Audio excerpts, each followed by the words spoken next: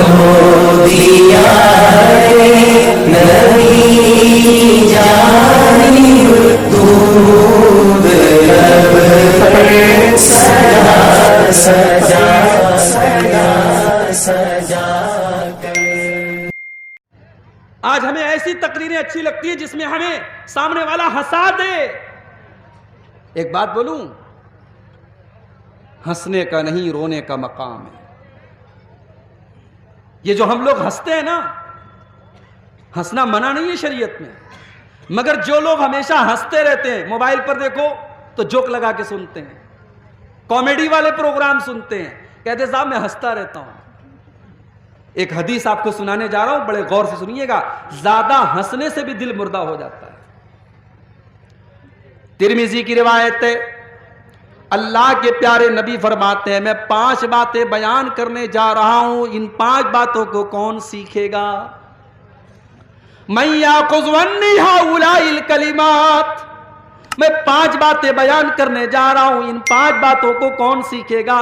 حضرت ابو ہریرہ اللہ کے نبی کے وہ صحابی جنہوں نے اپنی زندگی کو وقف کر دیا تھا دین سیکھنے کے لیے، قرآن و حدیث سیکھنے کے لیے، ابو ہریرہ کہتے ہیں اے اللہ کے نبی میں آپ کی باتوں کو یاد کروں گا، اے اللہ کے نبی میں آپ کی باتوں کو یاد کروں گا اور دوسروں تک پہنچاؤں گا۔ آپ نے فرمایا نوٹ کر لو، میں 5 باتیں بتا رہا ہوں۔ نمبر 1، اتق المحارم تکن اغنى الناس، اتق المحارم، تم حرام سے بچنے والے بن جاؤ، تم حرام سے بچنے والے بن جاؤ، تم سب سے بڑے متقی بن جاؤ گے۔ متقی بننا ہے تو بہت تہجد پڑھنے کی ضرورت نہیں ہے، متقی بننا ہے تو بہت نفل روزہ رکھنے کی ضرورت نہیں ہے۔ اتق المحارم، حرام چیزوں سے بچو، تکن ازہد الناس، تو تم سب سے بڑے تکن عابد الناس، تم سب سے بڑے عبادت گزار بن جاؤ گے۔ عبادت گزار اگر بننا ہے، متقی بننا ہے، پرہیزگار بننا ہے تو حرام چیزوں سے بچنے والے بن جاؤ، حرام کاروبار سے بچو، حرام کمائی سے بچو، حرام زبان سے بچو، حرام چیزوں سے بچو، تم سب سے بڑے عبادت گزار بن جاؤ گے۔ اس کے بعد اللہ کے نبی کہتے ہیں دوسری چیز، وَرْضَ بِمَا قَسَمَ اللَّهُ لَكَ تَكُنْ أَغْنَى النَّاسِ، اللہ نے تمہاری تقدیر میں جو لکھ دیا ہے اس کے اوپر راضی ہو جاؤ، خوش ہو جاؤ، تم سب سے بڑے مالدار بن جاؤ گے۔ یہ حسد کیوں ہوتا ہے؟ میری تنخواہ 5,000 تیری 10,000 کیوں ہے؟ میں 50,000 مہینہ کماتا ہوں، تو 1 لاکھ کیوں کماتا ہے؟ ارے بھائی وہ 1 لاکھ اپنے مقدر سے کما رہا ہے، تم 50,000 اپنے مقدر سے کما رہے ہو۔ 50,000 کا تم بھی 1 لاکھ کرو، محنت کرو، کوشش کرو۔ تمہاری تقدیر میں اگر 1 لاکھ لکھا ہے دنیا کی کوئی طاقت چھین نہیں سکتی ہے، اور تمہاری تقدیر میں نہیں لکھا ہے تو تم سارے طریقے اپنا لو، تم 1 لاکھ روپیہ نہیں کما سکتے۔ تو تقدیر میں اللہ نے جو لکھ دیا ہے اس پر راضی رہو، خوش رہو، محنت کرو، بہتر سے بہتر کی کوشش کرو، مگر اللہ نے جو تقدیر میں لکھ دیا ہے اس کے اوپر خوش ہو جاؤ۔ اللہ کے پیارے نبی کہتے ہیں سب سے بڑے مالدار بن جاؤ گے۔ مالدار وہ نہیں ہے جس کا مکان سب سے اچھا ہو، مالدار وہ نہیں ہے جس کی بلڈنگ سب سے اچھی ہو، جس کا کپڑا سب سے اچھا ہو۔ مالدار وہ ہے جو چین کی نیند سوتا ہو، جس کے بچے بیمار نہ رہتے ہوں، جس کے گھر میں کچ کچ نہ لگی رہتی ہو، جس کے گھر میں ٹینشن نہ رہتی ہو۔ اللہ کے نبی نے کہا تقدیر پر راضی ہو جاؤ، سب سے بڑے مالدار بن جاؤ۔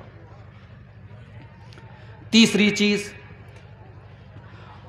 وَأَحِبَّ لِلنَّاسِ مَا تُحِبُّ لِنَفْسِكَ تَكُنْ مُسْلِمًا تَكُنْ مُؤْمِنًا، اور جو تم اپنے لیے پسند کرتے ہو وہی تمام لوگوں کے لیے تم پسند کرو، تم مسلمان بن جاؤ گے۔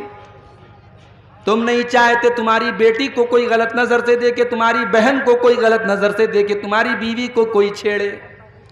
تم بھی دوسروں کی بیٹیوں کو، دوسری کی بہوؤں کو، دوسروں کی بہنوں کو غلط نظر سے دیکھنا بند کر دو۔ تم نہیں چاہتے کوئی تمہاری غیبت کرے، چغلی کرے، برائی کرے، تم دوسروں کی غیبت کرنا بھی بند کر دو۔ تم چاہتے ہو لوگ تمہاری اچھائیوں کی تعریف کریں اور تمہاری برائیوں کے اوپر پردہ ڈال دیں، تم بھی دوسروں کی اچھائیوں کی تعریف کرو اور دوسروں کی برائیوں پر پردہ ڈال دو۔ جو تم اپنے لیے پسند کرتے ہو وہی تمام لوگوں کے لیے پسند کرو۔ اللہ کے نبی کہتے ہیں اگر تم ایسا کرو گے تو تم مومن بن جاؤ گے۔ چوتھی چیز، وَأَحْسِنْ إِلَىٰ جَارِكَ تَكُنْ مُسْلِمًا، اور اپنے پڑوسی کے ساتھ تم اچھا سلوک کرو. تمہارا پڑوسی مسلمان ہے تب بھی، غیر مسلم ہے تب بھی، تمہاری برادری کا ہے تب بھی، تمہاری برادری کا نہیں ہے تب بھی، تمہارے مسلک کا ہے تب بھی، تمہارے مسلک کا نہیں ہے تب بھی، پڑوسی کو تکلیف پہنچانے کا تمہیں کوئی ادھیکار نہیں ہے. اپنے پڑوسی کے ساتھ تم بھلائی کرو. اللہ کے نبی فرماتے تم مسلمان بن جاؤ گے. اور پانچویں چیز وَلَا تُكْثِرِ الضِّحْكَ، اور اللہ کے نبی فرماتے ہیں کہ تم زیادہ ہنسا مت کرو، اس لیے کہ زیادہ ہنسنے سے فَإِنَّ كَثْرَةَ الضِّحْكِ تُمِيتُ الْقَلْبَ، زیادہ ہنسنے سے دل مردہ ہو جاتا ہے. تو ہنسنا زیادہ نہیں ہونا چاہیے، کبھی کبھی رونا چاہیے میرے بھائی. قرآن کریم میں اللہ تعالیٰ نے رونے والوں کا واقعہ بھی بیان کیا ہے. قرآن کا 7واں پارہ کھولو. وَإِذَا سَمِعُوا مَا أُنزِلَ إِلَى الرَّسُولِ تَرَىٰ أَعْيُنَهُمْ تَفِيضُ مِنَ الدَّمْعِ مِمَّا عَرَفُوا مِنَ الْحَقِّ. اے نبی، عیسائیوں کے سامنے بھی جب قرآن پڑھا جاتا ہے تو عیسائیوں میں جو نیک لوگ ہوتے ہیں، جو اچھے لوگ ہوتے ہیں، وَإِذَا سَمِعُوا مَا أُنزِلَ إِلَى الرَّسُولِ، جب قرآن کی تلاوت کو وہ سنتے ہیں، تَرَىٰ أَعْيُنَهُمْ تَفِيضُ مِنَ الدَّمْعِ، تو اے نبی آپ کیا دیکھتے ہیں؟ ان کی آنکھوں سے آنسو بہنے لگتا ہے، وہ رونے لگتے ہیں. حبشہ کا دربار تھا، نجاشی کا دربار تھا، اور مسلمانوں نے حبشہ میں جا کر کے پناہ لی تھی. مکہ کے کافروں نے 2 لوگوں کو بھیجا، ان دونوں لوگوں نے آ کر کے نجاشی کو بھڑکانا شروع کر دیا.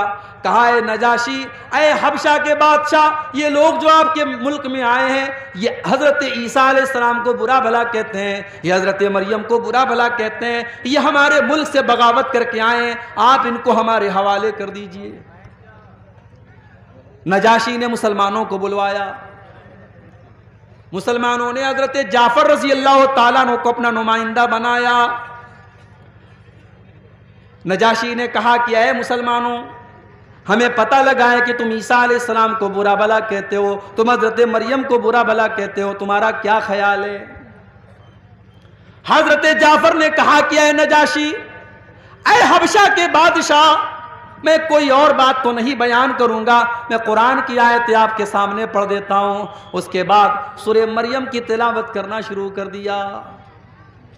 کبھی موقع ملے تو سورہ مریم کی کسی اچھے قاری کی آواز میں سورہ مریم کی تلاوت سنو میرے بھائی، اگر اندر سے روح نہ سرسار ہو جائے تو کہنا. قرآن کا انداز، کوئی اچھا قاری جب قرآن پڑھے. حضرت جعفر تو اللہ کے نبی کے صحابی ہیں، جب انہوں نے اپنے انداز میں قرآن کو پڑھنا شروع کیا، وَاذْكُرْ فِي الْكِتَابِ مَرْيَمَ، جب انہوں نے حضرت مریم کا واقعہ بیان کرنا شروع کیا، عیسیٰ علیہ السلام کی پیدائش کا واقعہ بیان کیا.